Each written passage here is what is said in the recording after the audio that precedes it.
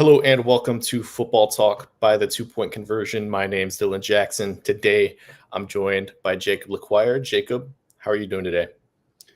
Doing well. The only bad thing about today in the last couple of days, it's really hot here in Charlotte. I don't know what the weather's been like in your neck of the woods, but it's just like a heat dome full of humidity. So that's like the downside of this time of the year. Yeah, it's been like 90 degrees consistently here in Mississippi with just unbearable humidity. It's to the point where you walk outside wearing sunglasses and your glasses fog up. It's pretty miserable, and I think it's going to be miserable for the next 4 or 5 months Mhm. probably. I honestly really wish I had like Charlotte weather, which is kind of crazy to say having lived there for so much of my life. Even I'll take Columbia, South Carolina weather at this point. It's just miserable here. But today we're going to talk about our favorite NFL positional archetypes. So, just like speedy types of receivers, maybe it's a mobile quarterback archetype. Um, and we're going to really use this as an exercise to kind of evaluate our own biases throughout the evaluation process. We released a whole draft guide if you haven't checked it out already, but this idea is kind of inspired by the Athletic Football Show. They've kind of done the same thing recently, where they go in, they evaluate what types of players they just enjoy watching the most. And before we get into that, though, we did have some news today. Jair Alexander signed with the Baltimore Ravens 1 year, $6 million after being cut by the Green Bay Packers. He's going to slot into their, I guess, second outside corner position across from Nate Wiggins. They've got Marlon Humphrey in the secondary, Malachi Starks, Kyle Hamilton, who, just to tease a little bit, we're going to talk about both of those players separately here in a few minutes. But I want to get just a temperature check on the Baltimore Ravens. First of all, just your overall thoughts on this signing in particular. And I guess a second, more broad question, maybe not necessarily due to them signing Jair Alexander, but I guess this offseason as a whole, are the Ravens the AFC favorites? So the first part of that, right? If you had to pinpoint a weakness on the roster prior to today, it was probably corner two or maybe nickel corner if you thought Marlon Humphrey would play outside, but he played in the slot and wasn't all pro this past year. So that's kind of where he's going to be good at the rest of his career. Then they sign Alexander, who, if I'm correct, roomed with Lamar Jackson for at least one season when they were both at Louisville. So there's familiarity there. I think this team is just scary, right? I think maybe a month ago now we had like our bold takes or something on the season, and I talked about how the Bills and the Ravens should be considered the AFC favorites over the Kansas City Chiefs for the first time in almost a decade. I think the Ravens are right up there and might be the favorites over even the Bills just based on their roster construction. I mean, if you look at their defense, there's not really a weak point. And this is a defense that after a lean month and a half or 2 months after losing their defensive coordinator last year, really came on strong at the end. And now, at least in their starting group, there's just no weakness. I think they're going to be a very, very scary team for a lot of teams to play this season. And I think we should consider them the favorites, if not maybe second place to the Buffalo Bills. This is a really fun team. They have so much talent defensively. Obviously, Matabuke, Kyle Van Noy, Roquan Smith. We talked about the secondary already. This is a team that, back to front is just loaded with talent. And honestly, they kind of have just like rookie contract players waiting in the reserves to take over. Like they took Peebles on day 3 this past Mhm. year. Mike Green, they took on day 2, I guess late in the second round. They have so many guys just in the wings waiting to kind of get an opportunity in this Ravens defense. And you want to talk about the offense as well. They have 2 incredibly exciting receivers. I kind of think Rashad Bateman, who just signed, I think, a 2 or 3 year extension, is one of the most underrated receivers in the NFL. He's Mhm. never going to be somebody that gets a ton of receiving volume, but he's incredibly talented, creates a ton of separation, and is ultimately just really reliable. this offense maintained Ronnie Stanley on a 3-year deal. Honestly, that's probably the biggest part of their offseason was maintaining their offensive line. Linderbaum, Falele, Roger Rosengarten is going to be a second-year player here. Uh, Mark Andrews and Isaiah Likely will kind of see, but I think between those two guys, Derrick Henry, the receivers that I already talked about, this offense is going to be explosive. And I didn't even mention like Lamar Jackson, the best player, at least in my opinion, in the NFL currently. Yeah, he's my MVP the past couple years, and I think the PFWA, the Pro Football Writers, just gave him the MVP for last season a couple of days ago at his press conference. Either way, I think they're loaded on offense and defense. They have also reworked some spots in the special teams unit as well, and this should be a really, really dangerous team to watch. If I had to pick a favorite or a betting favorite, I think I would take the Ravens to represent the AFC this year, barring like crucial injuries, but you can never really predict those. Do you think the Bills or Chiefs are closer as a roster to the Ravens? Ooh, as a roster, I have real concerns with the Chiefs roster. Um, maybe I'll just say the Bills. I think the Bills have a solid O line. Josh Allen, I think right now is playing at a higher level than Patrick Mahomes. I think they did some patchwork on their defense, so I have some faith in the Bills defense as well. But that one's pretty close. But I think Josh Allen gives them a leg up, so I would say the Bills. This is really just the weakest Chiefs team that we've seen in honestly quite some time. Like they lost Joe Tooney, Travis Kelsey is a year older. Patrick Mahomes, I think, is playing at honestly an otherworldly level. It's different Mhm. than how he made his money early in his career, but I mean, there's just going to be a lot of attrition when you are going to the Super Bowl year in, year out. You're just bound to lose some players, and it's hard to keep up with that after 3-4 years of contending. So, I don't think it's necessarily a bad thing that they would be viewed as maybe the third best roster in the AFC, especially after they've been to the Super Bowl however many years in a row, right? Mhm. I think that the Ravens are by far probably the most talented in the AFC. Bills, um, probably closer to the Ravens and the Chiefs, at least in my opinion. I think the offensive line for the Buffalo Bills just gives them such an advantage in the run and pass game, along with just Josh Allen, who's played incredible. Obviously, won MVP last year, so I think that those two teams are really going to be fighting it out for the one seed in the AFC. Maybe the Chiefs can kind of pull it off again. We'll see. I think they got really lucky in a lot of their games last year, and I think that combined with the attrition of their roster, it's just going to be hard for them to once again kind of win that first overall seed. For sure. You got to look at the other rosters in the AFC as well. I think the Denver Broncos roster, frankly, is Yeah. probably top three in the league to me. They had a ton of upgrades this year, and they were already a really good roster. The Chargers in that division as well are good. The Houston Texans, if they could figure out their offensive line, I would say they have one of the better rosters in the league as well. So you're never going to stay in the sun forever. Even the Patriots, we think of them as this like 20-year just flawless dynasty. In between '03 and I guess 2014, they didn't win any Super Bowls. Obviously, they went to two, but there were down years in between that, right? That's why the Patriots are really two dynasties instead of one. But my point is, you can't be the best forever. I think they're going to have a down year. We thought it would happen after Tyreek Hill, and it didn't happen. But at that time, Chris Jones was still 27, 28. Travis Kelsey was still the best tight end in the league.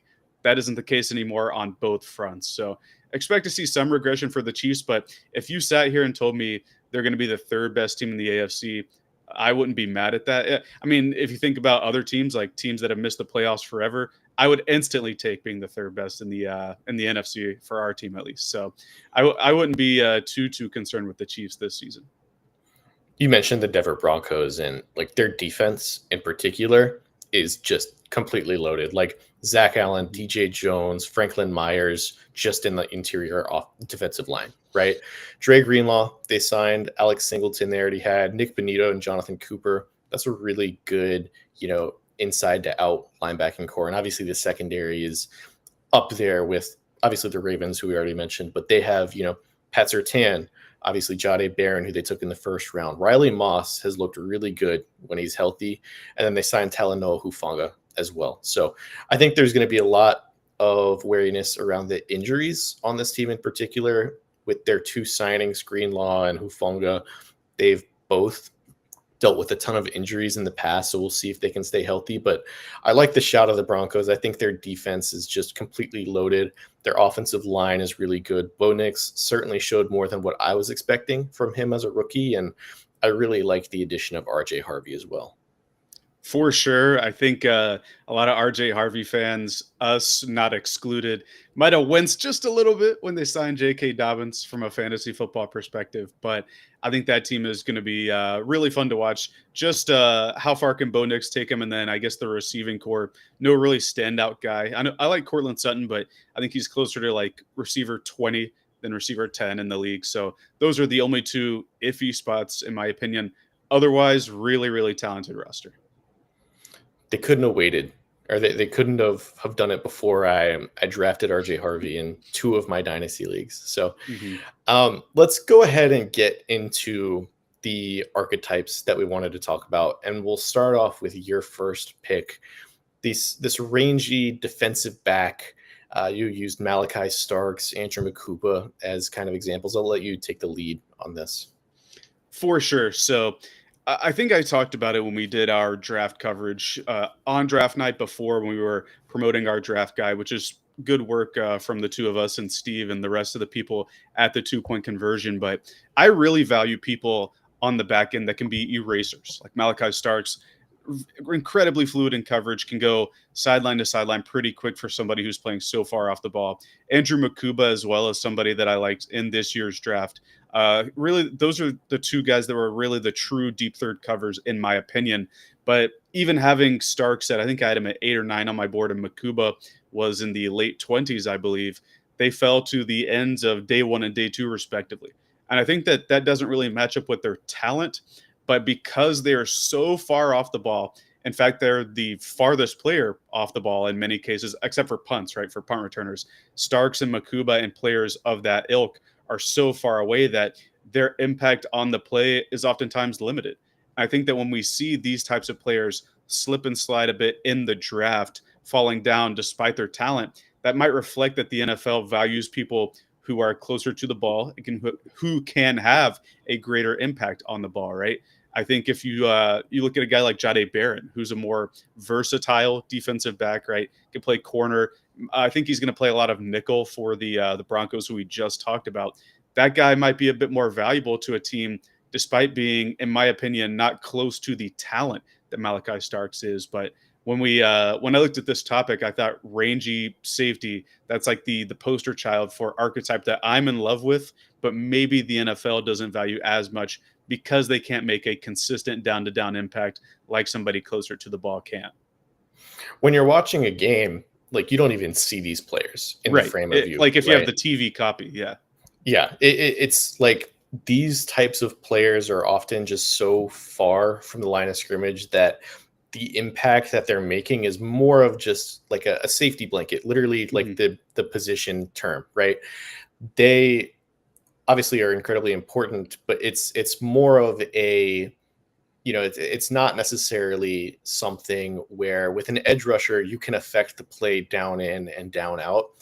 Most times with safeties, like, plays aren't designed to go over the top every single time, which is why the value of this archetype of player is just going to be less. Obviously, they generate turnovers. I think maybe the best example of this archetype is somebody like Earl Thomas, who, like, at his peak would just shut down the entire, like, back end of the field, right? He was obviously that Seahawks kind of scheme. It was cover 3 a lot of times, and they had 2 really good corners. Obviously, Cam Chancellor coming down.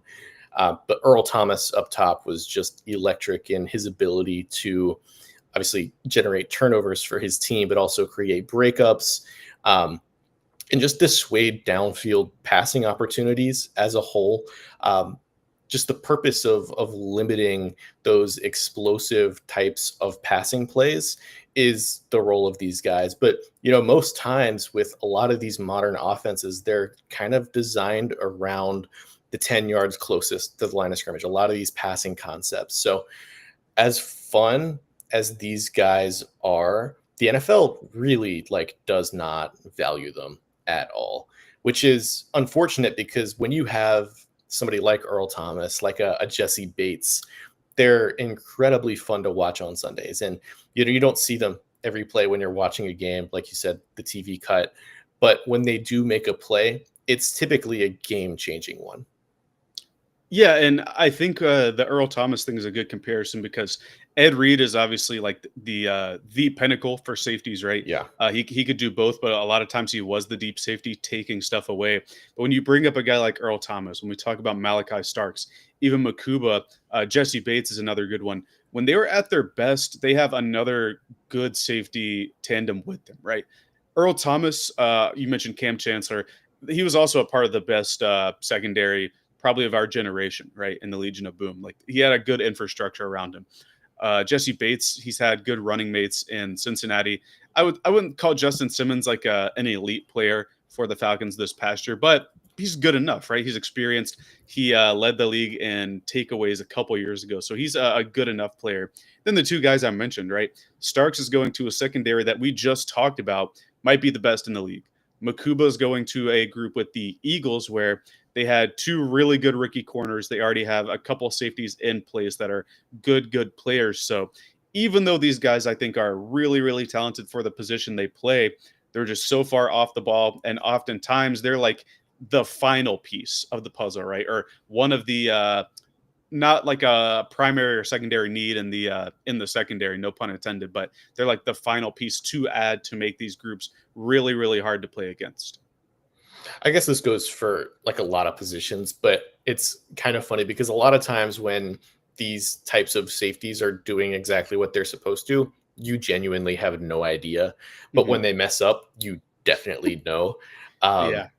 like it can be pretty disastrous if just one simple mess up. We see it kind of at least once a game, right, where you have just an explosive blown coverage by the defense and allows a either a chunk play or just a touchdown in general. But one archetype that I had, and we built our lists separately, um, but it's I guess kind of similar in that it's also a safety position, but it's kind of that chess piece type where you have your Kyle Hamilton, your Brian Branch, a Derwin James, or like an Antoine Winfield Jr., where it's almost like a like mismatch creator where you can line them up virtually anywhere on the defense. And obviously, you want them with a creative type of defensive coordinator, but they go a long way in A, generating turnovers for the defense, but B, also like with these offenses that have like whether it's a George Kittle or like a Debo Samuel, where they have these players at unique positions, having these almost gadget types of safeties really goes a long way in terms of almost erasing the advantage that the offense would have with that sort of position. I often think about this matchup. I can't even remember what year it was, but it was primetime television, Rob Gronkowski, and I think Eric Berry is who it was. And they were matched up against each other all game long. Eric Berry, I think, got the better of Rob Gronkowski just because he was built in a way to stop what Gronkowski was good at. And we see it all the time with Kyle Hamilton, with Brian Branch, Derwin James, just guys that can, either play in the box, line up in the slot. They can be on the outside if you really need them to. Um, Unfortunately, it's really difficult to scout this sort of player. Mhm. Kyle Hamilton is kind of an anomaly in that he's probably the best example of a draft prospect of this archetype, where, coming out of Notre Dame, he did basically everything for that defense. And even he wasn't like a top 10 overall pick.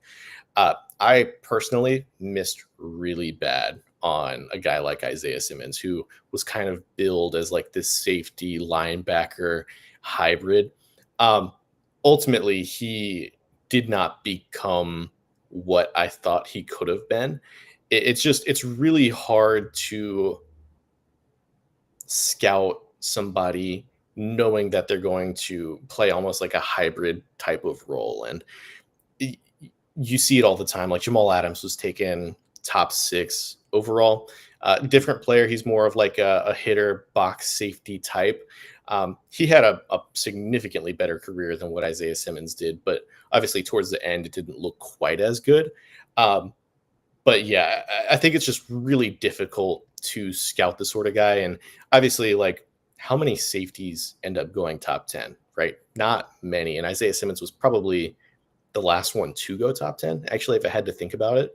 But it's just really difficult to, project that sort of role for just a player coming out of college.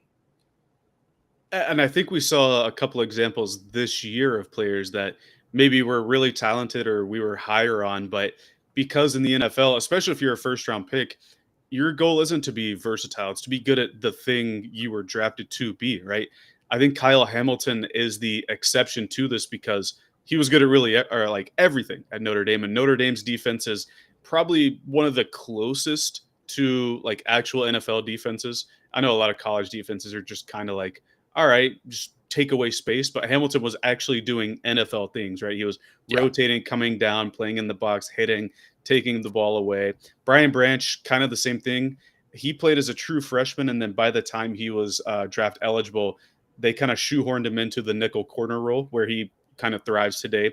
Derwin James was a huge prospect at the time, Yeah. coming out of Florida State. I think he was billed even higher than Kyle Hamilton, even though I think I had Hamilton as a much better player. In fact, I did. I had Hamilton as number 1 in 2022. But Derwin James was this really great player. He ends up falling to like 26 or something, wherever the Chargers picked that year. And it's because, similar to the rangy guy I talked about, these guys are safeties, right? And if they can't be multiple different things, if you have to put them in one position, that's just infinitely less valuable than, say, a linebacker. I think the thing with Isaiah Simmons, and I didn't necessarily love him a ton, and it might have been just because that Clemson had just beaten Alabama that year, or maybe it was the year before in the national championship. But I kind of saw like the hesitation, like what can he play? I remember there was a great graphic that year of Simmons. It was like these are his snaps by position. It was like free safety, strong safety, edge rusher, off ball linebacker, corner. Like he did everything, but he Yeah. didn't really do anything at an elite level. He was just the best athlete on the field at any given time. And then I think once you saw that play out in the league, ultimately it took him a while before I believe the Giants traded for him, right? I don't think he got cut, but Yeah. the Giants traded for him and put him in an actual safety role, and he was able to have a decent couple of years there. I think he's still on the Giants. But all of this to say, the chess piece safety and chess piece player in general doesn't necessarily work when, and at least in first round picks, they're more like checkers pieces. Like they have a defined role, and people want to stick to the defensive coordinators want them to stick to this role and be really, really elite at it. And I think this is good to bring up because we just talked about Malachi Starks. Kyle Hamilton, like at the beginning of last year and even in his rookie year, they were trying to throw him everywhere, and it didn't really stick until he could do one thing this past year when Ardarius Stewart, I believe, took over the free safety role and allowed Kyle Hamilton to do his thing. That's when he really became himself again this past year. And so when you see these pieces, these chess piece safeties, I think they have to be pushed into a specific role in order to have immediate success in the league. You see with Brian Branch too, right? Immediate kind of strong safety there with Kirby Joseph over top of him, letting him make plays. Derwin James, I think he's a bit different because he was injured quite often early in his career. It kind of took him some time to hit the ground running and just be on the field consistently. But I think he's proven to be a good safety in his own right. I think that with both the chess piece and the rangy safety, they have to have defined roles, and they have to be on defenses that know how to utilize them and have good players around them in order for it to pay off. I think the key here is with both like the chess piece and the, deep third safety, a lot of the time you just need a creative defensive coordinator to make the most of these guys. So if you're projecting that sort of jump from the college level, it's not necessarily going to be the same for every team. That could have been a lot of the reason why a guy like Isaiah Simmons didn't necessarily succeed in Arizona, Yeah. right? He was almost like how Cam Bynum played for the Vikings this past year, where you had Brian Flores putting him basically anywhere across the defense, right? Like Cam Bynum took snaps at defensive tackle for the Vikings team last year. He was all over the place. That's basically what Isaiah Simmons was at Clemson. But it just requires a certain baseline of creativity. Like if you put someone like, let's just say Antoine Winfield on the Panthers defense, he's almost certainly not going to have the type of impact that he does for a Tampa Bay Buccaneers defense that has a very creative play caller and how Todd Bowles is able to scheme up blitzes. So I think it's unfortunate that a lot of times you're just not going to see this archetype because of that lack of creativity across the league in terms of defensive scheme. That's a really good point because if you look at Isaiah Simmons, he was playing under Brett Venables, who, at least at that time, was the best defensive coordinator in college football, in my opinion. Kirby Smart had already become a head coach, so I think that's pretty safe to say. And then he goes to Arizona, who he wasn't the only tweener that they drafted in the first round. They took Hassan Reddick a couple years before him. And Reddick was more of an edge rusher, but they kind of tried to push him to off-ball linebacker. They take, I think it was the year after they took Simmons, they take Zaven Collins, who's kind of in a similar boat to Hassan Reddick. So they really had the idea of wanting multiple players out of one player, and it just really didn't work out with the scheme that they had. So I think that's a really good point you bring up. And it might be a little bit of a buyer's beware with Cam Bynum going from Brian Flores, who is one of, if not the most creative defensive play caller in the league, to, I believe, Lou Anarumo is now Yeah. the coordinator with the Colts. And Anarumo just got let go with the Cincinnati Bengals. So I kind of wonder if he's going to be pushed into a specific role there. Anarumo had Bates and Von Bell for the longest time playing specific roles. So I wonder if Bynum is just going to be stuck at maybe strong safety this year. Yeah, they signed him to a pretty substantial contract too. It was like 4 years, 60 million, if I'm not Mhm. mistaken. So I'm not sure if they'll necessarily see the value that they want from that. But let's move on to the next archetype. This was yours, separation-based receivers. So when I started doing scouting and looking at players and stuff like that, the year that I started was the Olave year, and that was Traylon Burks, Chris Olave, Jameson Williams. I had Jameson Williams as my number one receiver in that class because obviously the speed and he could run some routes with it, he could separate. But I had Chris Olave quite high as well. And then the next year I had Jahan Dotson and no, Dotson was that year. And then the following year, I had Josh Downs high as well. And I think that Olave is a good receiver in the league. Obviously, it didn't work out with Jahan Dotson in Washington. Josh Downs, I think he's somewhat limited by his QB play in Indianapolis. But the point was with these receivers and why I had them maybe higher than I should have when I was looking at my rankings. I used to think that if you could get open, nothing else mattered, right? In terms of like running your routes, being the best route runner, if you can get open, if you can be at your corner, then you're already open. Just catch the ball and go. But I think the reality is the NFL still, maybe to a fault, relies on the traditional X receiver to run a lot of their offense. Like you need the boundary winner in order to be able to open up stuff, to be able to get the safeties to back up, to open your run game, to do a lot of different passing concepts. I think that's why you see Drake London, I think was the first receiver in his class, even though I think we can agree London probably wasn't the most talented in his class. You see Xavier Legette as the first, or excuse me, Tedero McMillan as the first traditional receiver in this class. Speaking of Legette, like the year before, you see a lot of bigger receivers in the first round. And then even the year before that, I believe after Jackson Smith and Jigba, you see Quentin Johnston going before Jordan Addison and Zay Dave Flowers. So Flowers.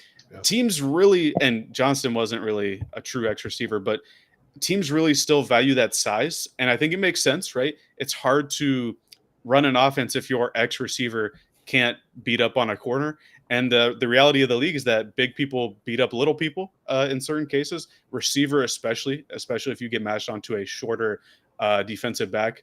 You really need a bucket getter. And that's what these big X receivers are. And as much as I love Chris Olave, as crisp of a route runner he can't jump over and win over a bigger DB. He's not going to beat Kyle Hamilton, right? Josh Downs is maybe my size. If I lost some weight, he would be my size.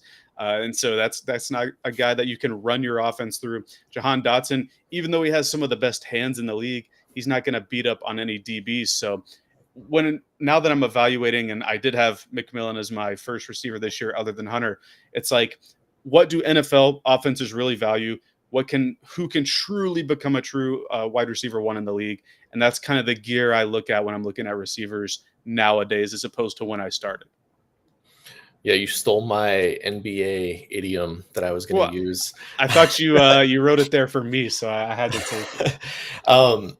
No, with a lot of these guys, like I think you could even lump Garrett Wilson into Mhm. this kind of conversation. Almost, he's kind of the poster child of it, to me at least, where that was his main calling card at Ohio State coming out, was just his ability to create almost just immediate separation, right? Mhm.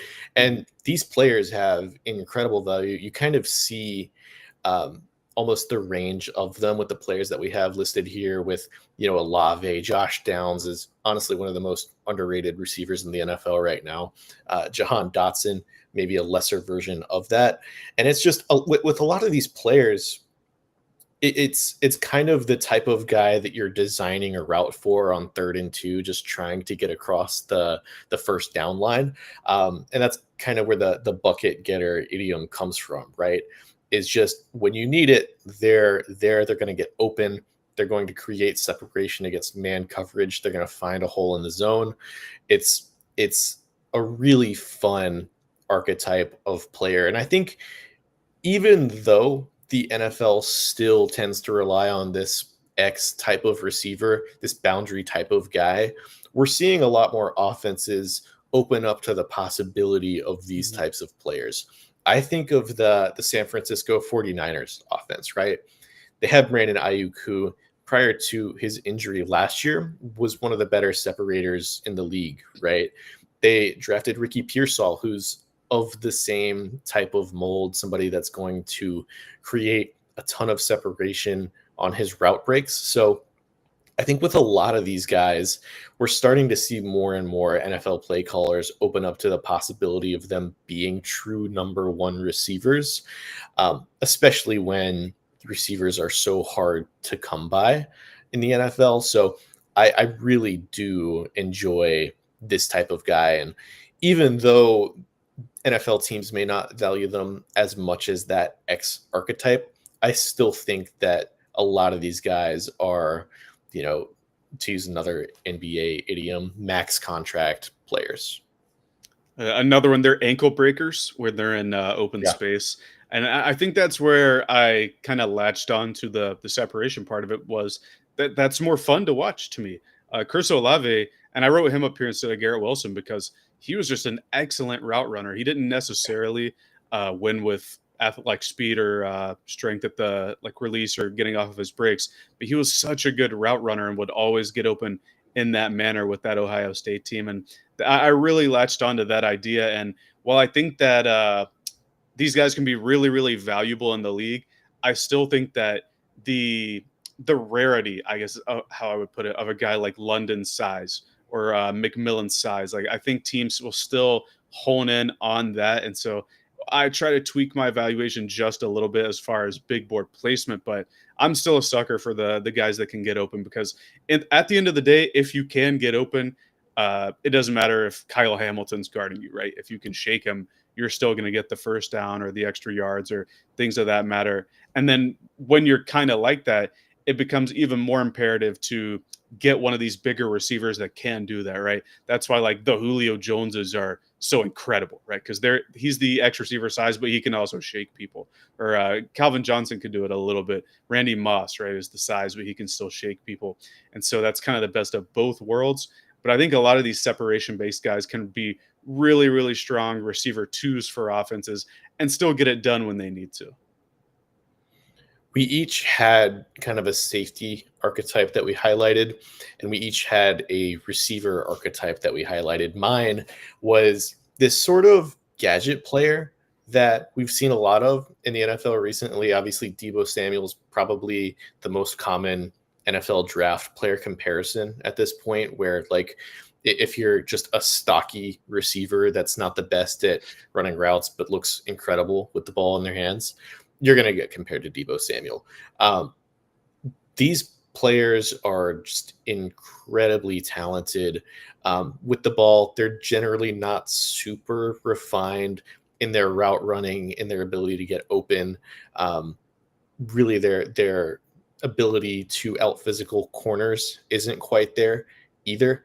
Um, they really tend to do better with elite play callers and creative coaches, which side note here, I think that's kind of the common thread with a lot Yeah. of these archetypes is, if you have a creative play caller, whether it be offensive or defensive, you're really going to be able to utilize these chess piece or role playing types of guys significantly better than if you have a very static offense or defense. But with this gadget player archetype, prime Curtis Samuel comes to mind, where the Panthers ran him on a lot of sweeps, on a lot of screens. They had him in the backfield a lot of times. Current day Marvin Mims is another example where obviously he gives you a lot of value on special teams. I think he's a Pro Bowl kick returner, if I'm not mistaken. And Sean Payton loves to use him on those designed touches. Um, I was incredibly high on Malachi Corley, unfortunately, who did not beat the gadget player allegations. I thought it was going to be a really fun player in the NFL who just kind of ran people over despite his size. Had a lot of speed too. It did not work in just a very static Aaron Rodgers offense. Um, there wasn't a ton of refinement in his game outside of when he was carrying the ball, and even when he did carry the ball, like he was going to score a touchdown on one of his first NFL touches, and he unfortunately fumbled the ball into the end zone before crossing the line. So after that, he really didn't see any playtime whatsoever.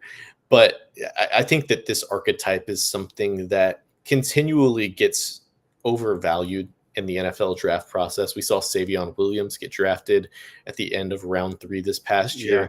year. There's at least one or two every year that looks incredible with the ball in their hands. Maybe not the best receiver from a refinement standpoint, and because of that, that highlight reel that they generate in college, they just kind of get overvalued in the process of becoming a pro. I don't want to say Debo Samuel and Kyle Shanahan ruined that particular niche of scouting, but you're right. Every single year we get well, this guy might be in the Debo Samuel mode, or he could be the next Debo Samuel. And I think a team that may have fallen for that for quite a while is the Carolina Panthers, actually. You have Curtis Samuel up here, who I thought was really, really fun in his heyday.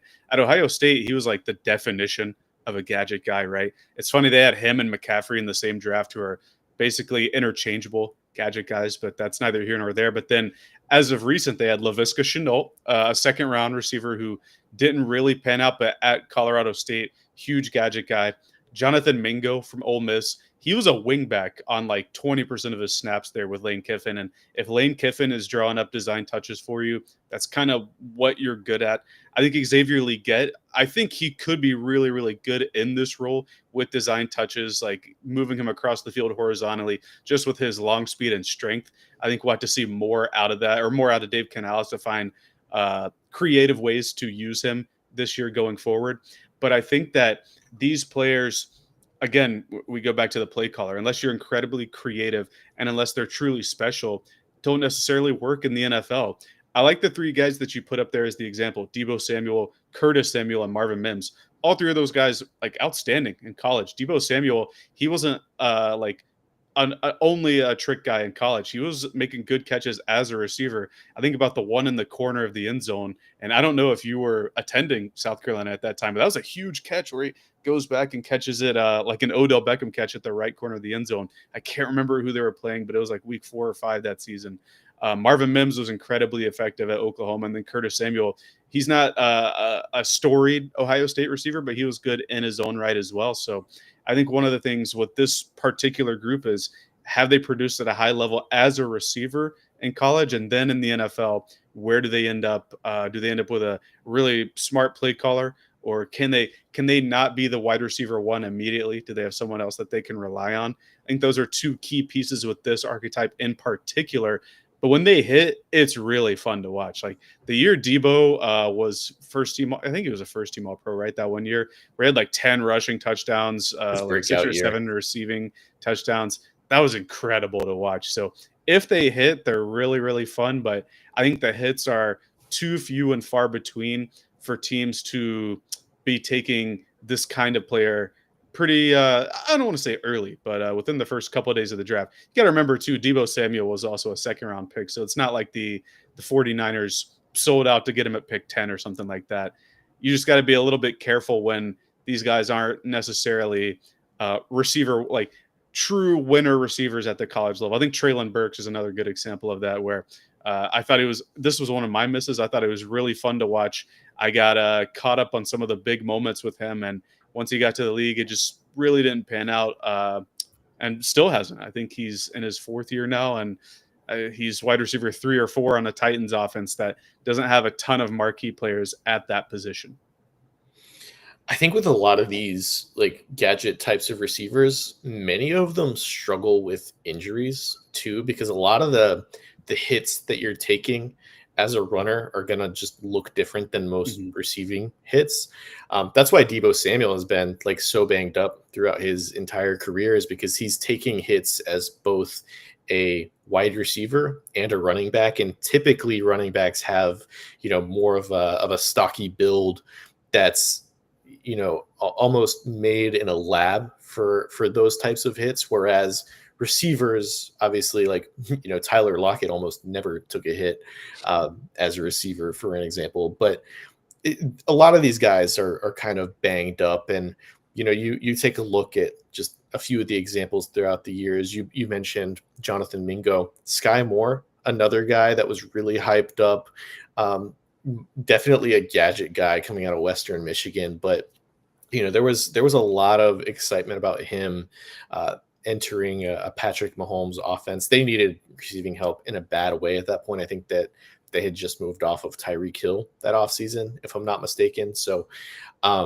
didn't quite work out for him. But there are some and very few examples of that archetype working out from an evaluation standpoint. So moving on to the last kind of archetype that we're going to talk about today. This was yours, just twitchy edge rushers. I think the poster child of this in recent years, when it comes to evaluation, at least for first round prospects for me, was Kayvon Thibodeau. That was back in that 2022 draft class, and the rage was Aiden Hutchinson versus Kayvon Thibodeau. And I went into this thinking that Thibodeau was going to be the guy that I liked more. Maybe I was just trying to be contrarian or something, because Hutchinson had gotten a ton of love in that draft process, deservedly so. You see how good he is now. And I thought to myself, all right, before I watch these edge rushers, I'm still going to have Thibodeau as my number one edge rusher in that class. It didn't end up being the case. I still had him as edge 2 in that class. He was a top like 6 or 7 player for me. But I ended up with Hutchinson ahead of him, just because I thought Hutchinson could affect the tackle more, right? He's bigger, he's stronger. And while Thibodeau was really good at Oregon, it was more speed winning, finesse winning. And that kind of formulated the opinion to me, like, all right, speed kills, right? You can't teach speed. Speed and finesse can beat anyone in the league. But then when you get to the league, the reality is these tackles aren't super slow, right? They're not inferior athletes like they might be in college. And this kind of goes back to the little receiver versus the big receiver. Big people beat up little people in the NFL. Like, that's just the case. I think BJ Ojolari was another good example. Somebody I really liked, and while he hasn't, it's not been his play that limits him. It's been injuries. Once he's on the field, I don't know if he's going to be a marquee guy. And then in this year's class, guys like Jalen Walker and James Pierce, that's kind of the wonder I have with those guys. I think Pierce is a bit more complete because he can affect the run, and he's more NFL sized than Jalen Walker. But you continually see guys like Trayvon Walker going first overall. That was in that Thibodeau and Hutchinson class. You see Yeah. Shamar Stewart, who a major athlete, right, going in the top. What was he, 17? Even though he had some abysmal production, right, and he didn't. At least half of his testing wasn't filled out because he didn't necessarily. He's not the most agile guy, is what I'll say. But teams are continually going to favor bigger, stronger, faster players because in the NFL, that's like the win condition. That's what's going to win a rep when you or like you said, get a bucket. Miles Garrett's going to get you a bucket because he'll run through somebody. He has the technique and stuff too, but it's his strength and speed that are going to do it. Micah Parsons is like the outlier as the little guy. He's able to do it, but he's a phenomenal athlete for his size too.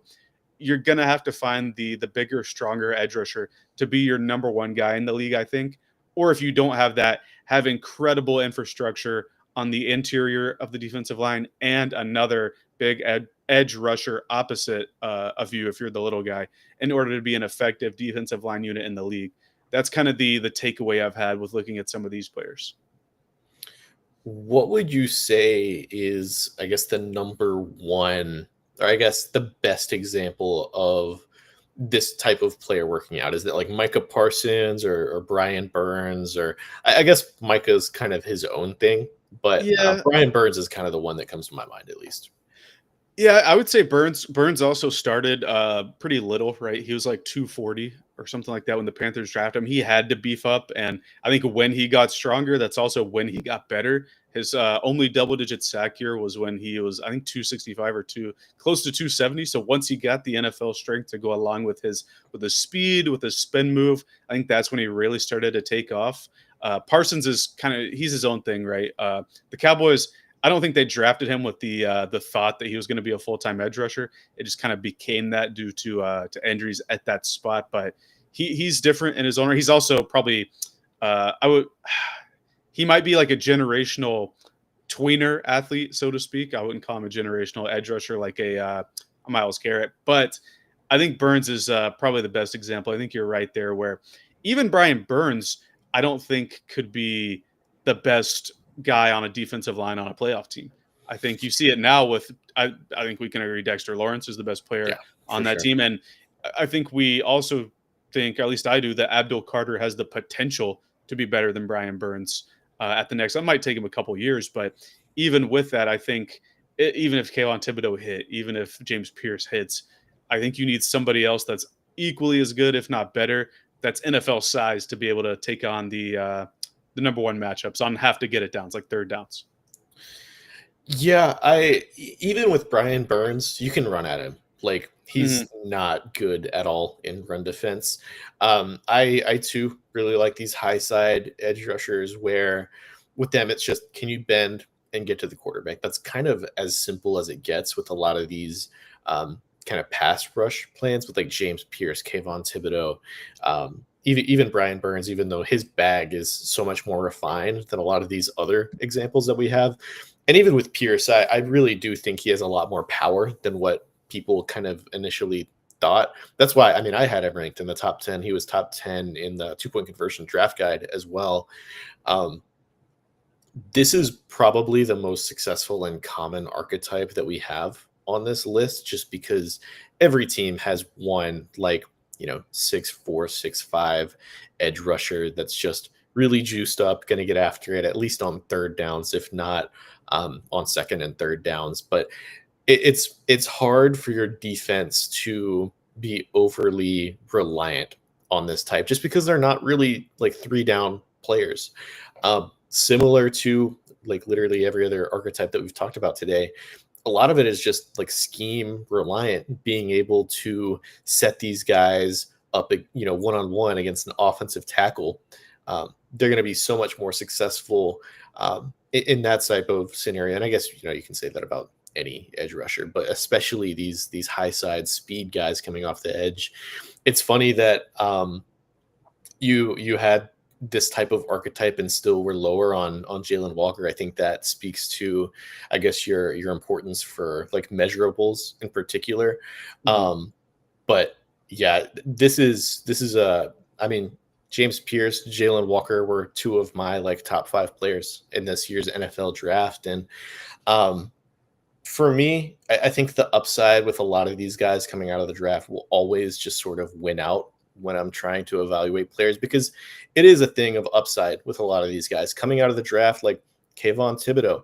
He was viewed as somebody that had like, he could eventually become an all pro type of pass rusher because of the frame and the technical ability that he had coming out of Oregon.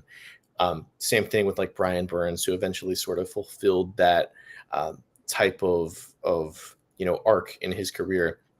Micah Parsons kind of viewed the same way coming out of college, although again in a little bit different of a light. So I think with a lot of these guys, it's hard to pivot away from them in the draft just because they present so much pass rushing upside.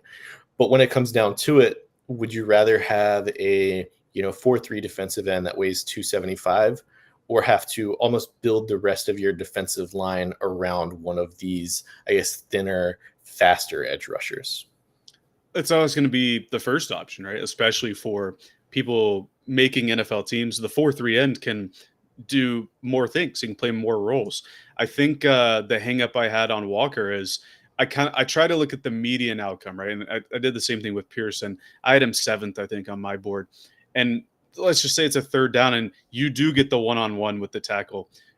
How often do you think that these players are going to win the one-on-ones? Like I think Jalen Walker's phenomenal. I think his speed and aggression are really, really good. But let's say he gets put on the island with Trent Williams. Williams is just gonna slap him down. He's gonna slap most people down, right? But I think more often that if you are the win condition, you are one on one. They schemed you open, and you have to go get it. I'm just gonna trust the guy that's a little bit bigger, a little bit stronger because they just have a better chance. NFL athletes aren't bad players anymore. I know Walker was on Georgia and SEC is good competition, but let's say Kentucky or something, right, where they might not have had the best tackles.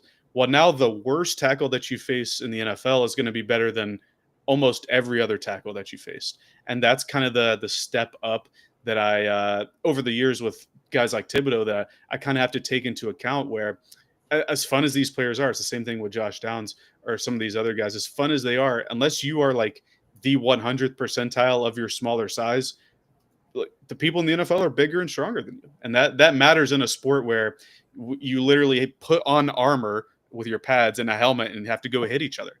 That's kind of the thing that I've learned over the past 3 or 4 years of doing amateur scouting.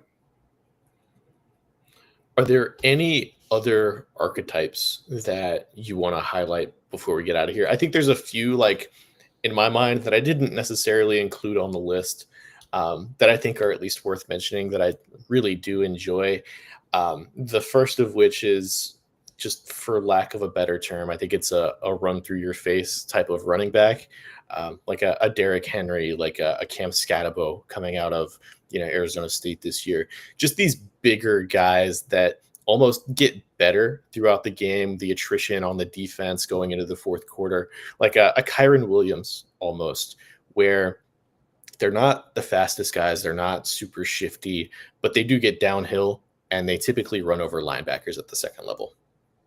Yeah, Derrick Henry's a tough one, right? Because he's just so different. Superhuman. But Yeah. yeah, that's a good one too because not just throughout the game, but if you stay healthy throughout the season, those guys become infinitely more valuable. And I think you see a lot of times that the NFL prefers the more multifaceted running back, which is interesting Yeah. to me because it's the teams with a good running back depth and core with the thumper that often win in the late season and in the postseason. The only other one that I had is the big, strong, mobile QB, but it's so hard for me to kind of evaluate or look at quarterbacks because it's very situation dependent, like on where they go. Just a couple examples recently. You had Josh Allen, you had Anthony Richardson, and Will Levis. I kind of grouped those three together. Josh Allen was horrible his rookie year. He was one of, if not the worst, quarterback in the league. And then for a lot of his second year, he wasn't good either. But they let him play it out, get through. Like they threw him into the fire, let him get all the bad stuff out, and he hit his potential being the big, strong guy. Now he's one of the best in the league, right? One of the strongest arms, can escape most sacks, most tackles, and is able to extend and move the ball downfield, especially on the sideline. He's really good with the sideline stuff. Then you go to a guy like Anthony Richardson, where I don't think he's in a horrible position in the league. I think Steichen's a creative coach. I think he has a decent enough infrastructure, but he had been injured all throughout high school and college. He only started 1 year of college. And then in the league, I don't think he was adjusted to the speed of the players. And then Will Levis, while I don't think he's as athletic as those two guys are, he certainly has as strong, if not a stronger arm. He has a stronger arm than Richardson did in that same class, but not the same talent level. He doesn't have the same, I guess, mental makeup for the quarterback position like a guy like Josh Allen has. When I say mental, I don't mean like personality. I mean like pocket management and that stuff like that. So I think QBs are really a tough one, especially these big mobile QBs, which are all the rage now. I think you're going to see a couple more over the next couple of years, like Lenore Sellers. I think Sellers is, as a prospect, probably a cut above these guys. Much better escape. I think throughout this past season, I think he showed the ability to recognize pocket breakdowns and get out a lot better. So I'm looking forward to seeing him. DJ Lagway is another one with Florida. I think Lagway is the best quarterback in college football even now. So it'll be interesting to see how he develops. But it's just so hard with QBs. Like, imagine if Josh Allen were like on the current iteration of the Titans, right? Would he have gotten the chance? Would they have drafted Cam Ward if Josh Allen was the rookie and second year Josh Allen were the quarterbacks the past couple of years? You don't know, right? But the Bills gave him that chance, and that's why he was able to work out. So just big, strong QB is a tough one to evaluate. I like the Lenoris Sellers shout. He, in all likelihood, or I guess not all likelihood, but he's probably the leader in the clubhouse for the 2-point conversion QB1 of 2026 at this point. We'll have to see how Steve feels about that, but I'm going out on a limb in saying that, and I will 100% be biased in making that happen. So with that, I don't think we had anything else to cover today. We hit all of these major archetypes. We hit the Jair Alexander and Ravens stuff today. Was there anything else that you wanted to cover? I think that's about it. I would just say for the people listening, be sure to leave your mark on whatever you're doing. And once you're a fan this season, leave your mark on your team. Context for what Jacob is just saying: the Panthers released a promotional video for, I guess, their yearly slogan is what it is, and I didn't know that was a thing. I didn't know it was a thing either, and it's leave your mark against the will of, I think, every single Panthers fan. So it's a weird one. I don't know that I think it's a great marketing strategy, but that's the reason I'm not doing marketing. Well, I am doing marketing, just not for the Carolina Panthers. With that, I think we're going to get out of here. Jacob, you can follow Jacob at Jacob LaQuire on Twitter. You can follow myself at dj.png. You can follow the 2-point conversion on both Apple Podcasts and Spotify.